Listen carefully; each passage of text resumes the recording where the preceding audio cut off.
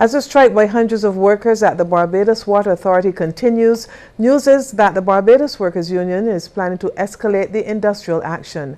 And so the workers of the BWU are to take their case to an extraordinary meeting of the union's Executive Council at Solidarity House at 5 tomorrow. Shane Seeley reports. General Secretary of the Barbados Workers Union, Sir Roy Trotman, is refuting comments made by the management of the Barbados Water Authority in a statement it released to the media over the weekend. He's charged that the comments were untrue, whilst urging workers to press their demands. Sir Roy says action to escalate the strike will be taken before the BWU Executive Council at Solidarity House on Tuesday at 5 in the afternoon. I will want you to bear in mind that the Council will be ready to listen to anybody who comes forward with a reasonable proposal, provided it is one that we can see. We ain't want no word of mouth from anybody whom we do not trust. Put something in writing so we can see it, and let us have it today. Let us have it before 5 o'clock tomorrow. Sir Roy is again calling on management of the BWA to address the issue of increments for its employees. They are the managers, and we can't tell them how to spend what they spend. But we know that the increments are part of what belongs to the workers, and we know that that is a priority, and it has 7 years seniority as a priority. 2006 to 2013, and I say shame on anybody who believes that we are now pushing it and that we should not push it. The veteran trade unionist says assurances must be honored, noting that up to now, the BWA's management is yet to meet to discuss the Ionics mains laying program. Sir Roy also took the opportunity to adamantly cast aside rumors of there being burst mains on the West Coast that were reported last Friday during the strike. But last Friday, when we checked, the management was not aware of the kinds of reports that the spin doctors in the Water Authority were talking about.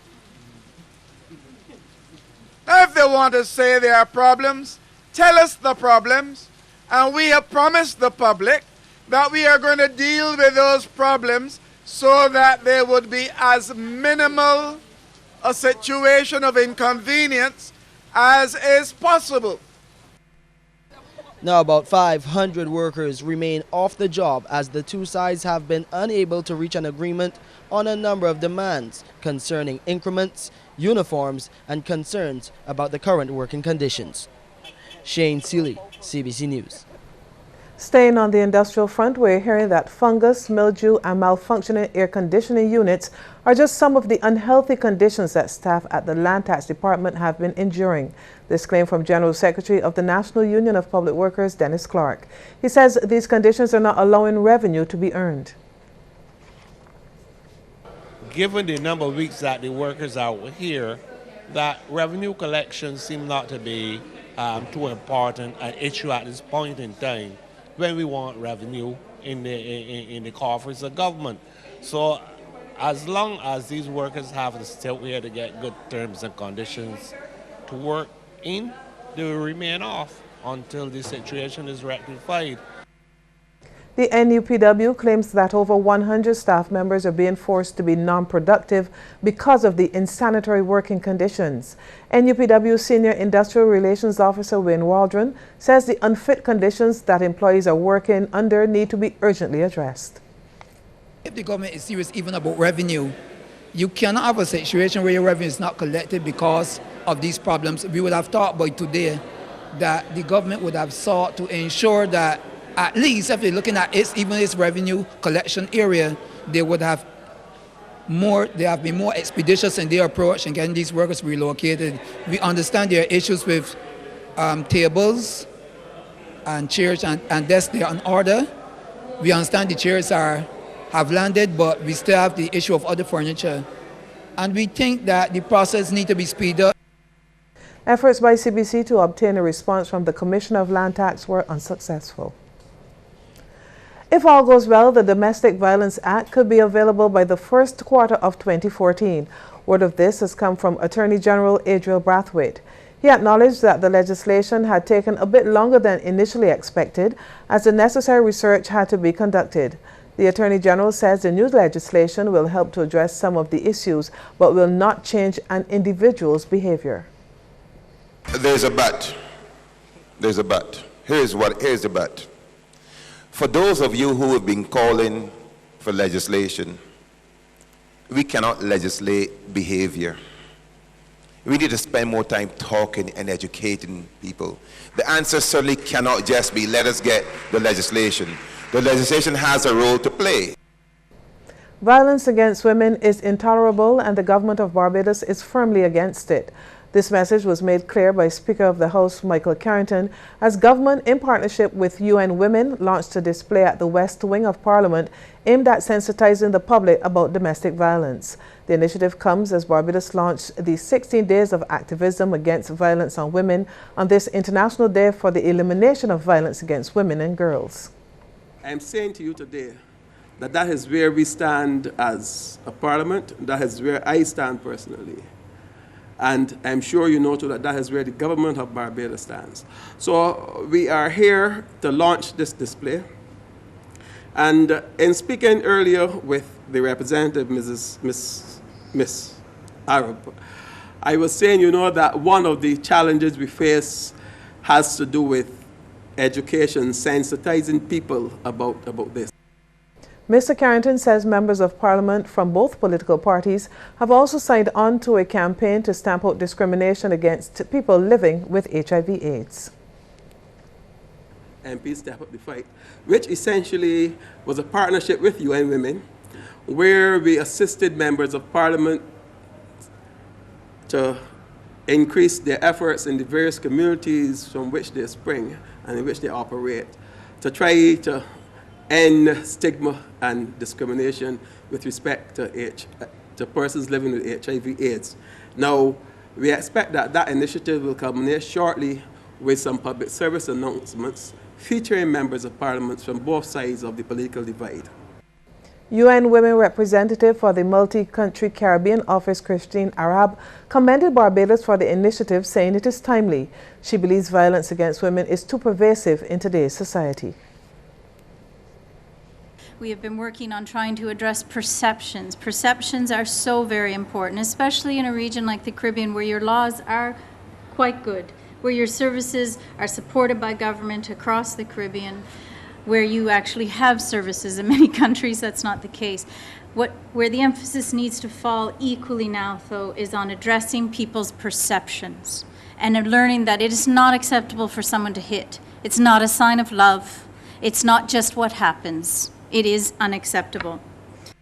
And one local cleric believes too many people are misinterpreting biblical verses to support domestic violence. Founder of Family Heartbeat International, Reverend Hazley Griffith, says both males and females often take many of the verses out of context to apply them to their situation.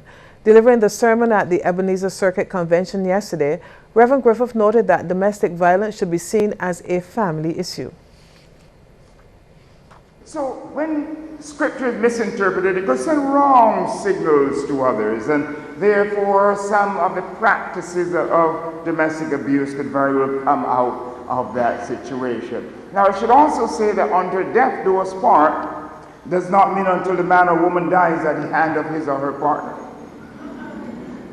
And therefore, that terminology must be put within its rightful place. Reverend Griffith adds that Barbadians should discard the belief that domestic violence is exclusive to the lower class.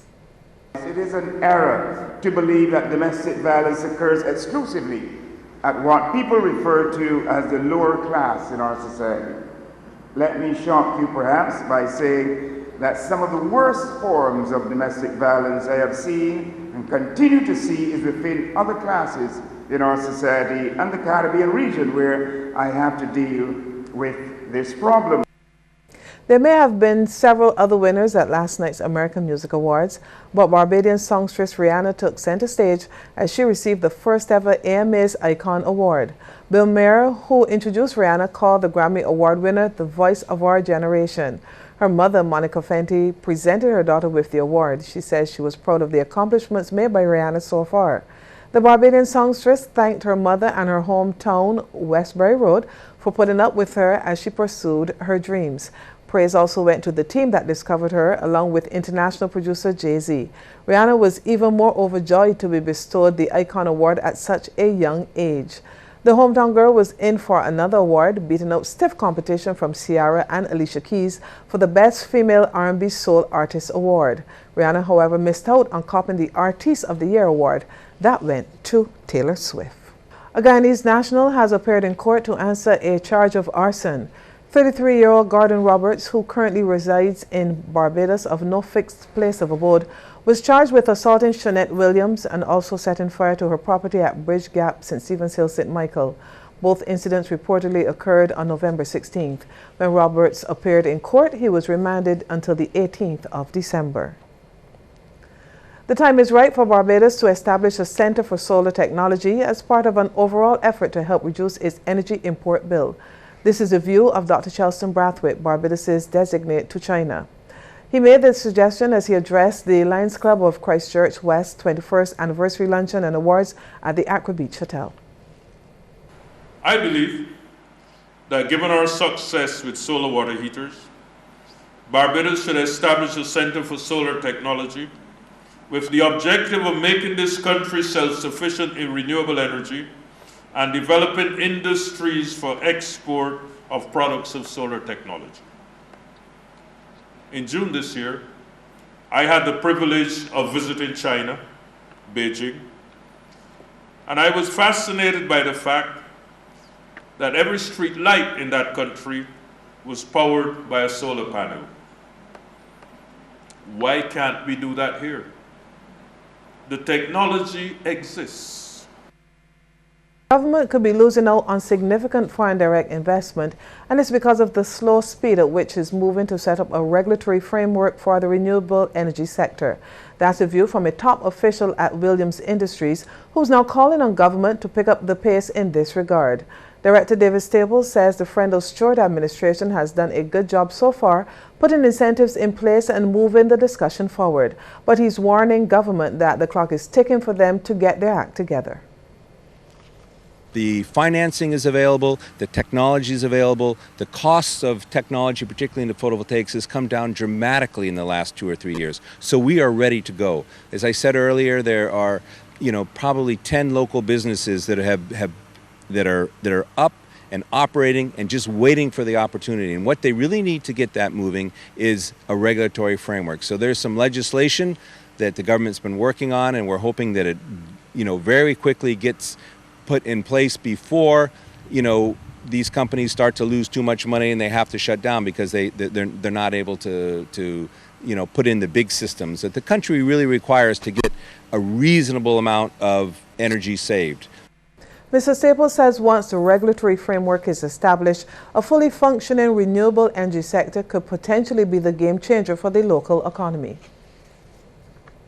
We don't have that regulatory framework which gives the bankers the confidence that if they loan us the money that we can pay it back. That gives us the confidence to put our equity into these deals. And but it's there. All the pieces of the puzzle are together. This is potentially a huge game changer for Barbados. Chief Education Officer Laurie King has given his full support to the rollout of the school's positive behavior management program across the entire school system. He says the aim is to raise the bar for the quality of education delivered to local students. Speaking at an award ceremony for the program this weekend at Queen's College, he expressed confidence that the initiative will achieve its objectives. A school enrolled in the School Positive Behavior Management Program is concerned with harnessing the full involvement and support of all parties in a position to facilitate children's rights to a quality education. These parties include parents, communities, teachers, principals, education planners, and civil society groups. Their involvement enables schools and our education system to provide conditions and resources necessary for achieving the quality standards that the SPBMP envisions. Mr. King says under the program, the environment in the classroom becomes more conducive to learning. In such a classroom, the teacher is mentor, the facilitator of learning, and the coordinator of learning activities.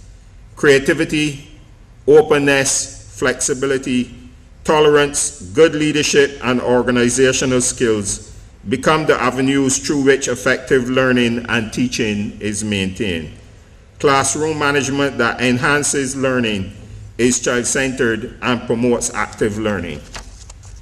The teacher's role must be to observe, discuss, probe, extend ideas, and engage students in meaningful, positive learning experiences. Meanwhile, UNICEF representative Elaine King says the program is key to improving students' performance in years to come. She pointed to a number of areas which she believes need to be the focus of the initiative. The school's positive behavioral management program seeks to assist schools in embracing many, if not all, of these characteristics, with its emphasis on student-centered classrooms, positive behavior management, life skills-based health and family life education, enhanced student participation, as well as increased parental involvement. And as you would note, there's a significant overlap between the 5 areas I mentioned, which is a focus of the SPBMT, and the central areas for effective schools.